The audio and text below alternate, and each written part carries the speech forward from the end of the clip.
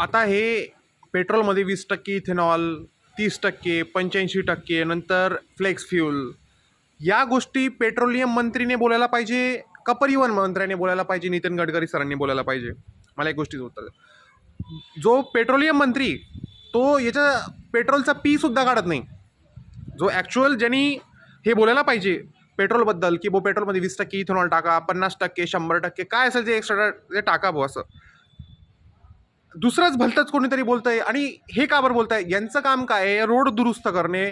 जर तुम्ही रोड महाराष्ट्रातले जर रोड बघितले तर त्या म्हणजे माणूस त्या खड्ड्यात येते, खड्डं त्या माणसाच्या वर हे सुद्धा कळत नाही. एखादी प्रेग्नंट लेडी जर कधी त्या खड्ड्यावरून जर तिची गाडी जर जंप गेली तर एखाद्या वेळेस तिथंच प्रसूती होऊन जाईल.